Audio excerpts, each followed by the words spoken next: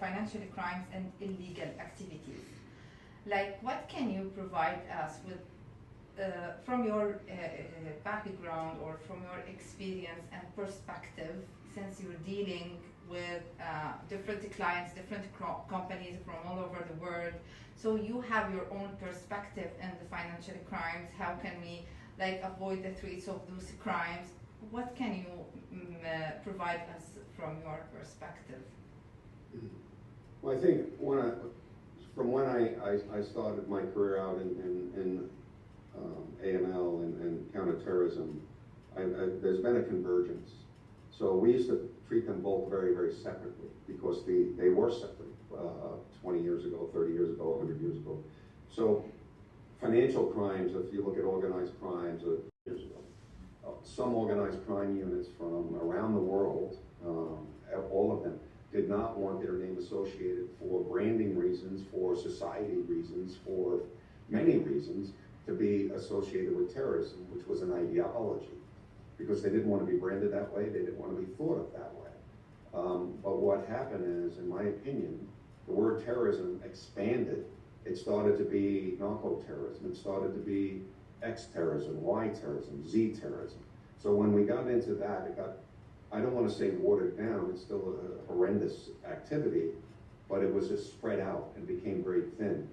And then you had organized crime units from around the world seeing and basically working on greed, saying, hey, this one we could get involved in, this one we can't.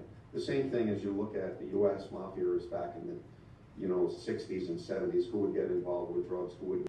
We're sitting in a situation where we have a convergence of human beings and technology merging together in a way like we've never had before.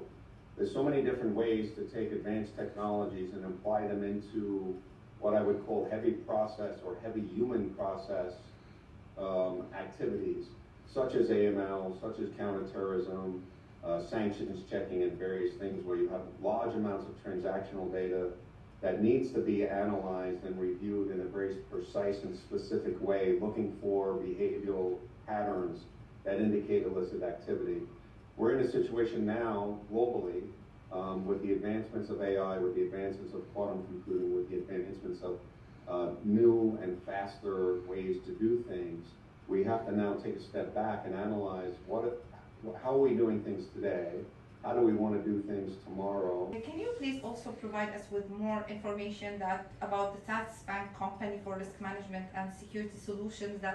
How do they best protect the fintech organizations?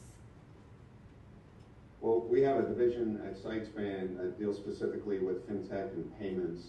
Both words are a little bit ambiguous. Fintech is obviously any firm that does financial services using technology, if you think about it.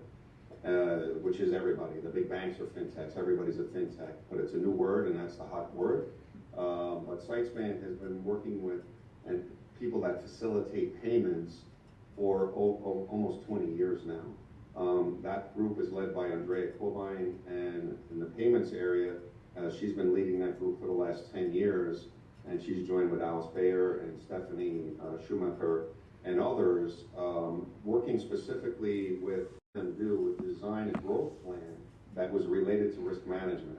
So if you want to grow and you want to be sustainable and you really want to have a firm that's doing all the right things, protecting their shareholders, you need to put your risk management, the footing of risk management, very much aligned with the board of directors, with the CEO, with the head of sales, with the CFO. Everybody has to work together and look at, what is the best way forward for society, the firm, the people, and their clients. Yes. You have to make sure that they're protecting everybody across the board. And firms that do that well, as the firms I've mentioned, obviously go on to grow to be multiple billion-dollar companies in some cases. We've been doing this for quite a while, and I think we have a trusted name in there. And the way we do it specifically with the payments firm and financial services overall, we have three main groups. We have an operational group, which supports our clients with day-to-day activities such as KYC. So thank you for the clarification. So could you please describe your global experience in this industry? Well, that's a good question, because we always view things as you're either a global firm or you're not a company at all.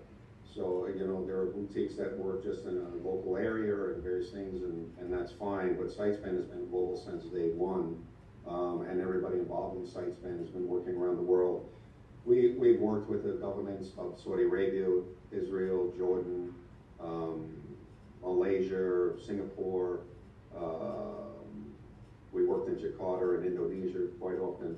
So we helped a lot of companies and governments around the world design methodologies to find illicit actors. So in Indonesia, we set up the FIU. We worked in Saudi Arabia with the FIU. We're very involved in setting up fintechs in Israel. And SightSpan has been around for 18 years, and we assist a lot of firms grow and establish compliance programs, looking for illicit actors, making sure that they're following the rules and regulations.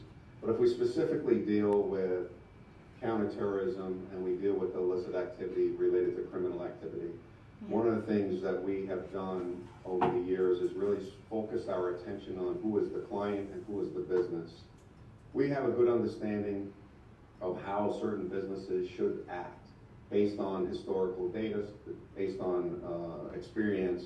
So if somebody says, well, I have a small oil company in California, or I have a small oil company in Canada or Dubai or Kuwait, and this is what I do, we kind of know the patterns and we know what to expect from a company like that.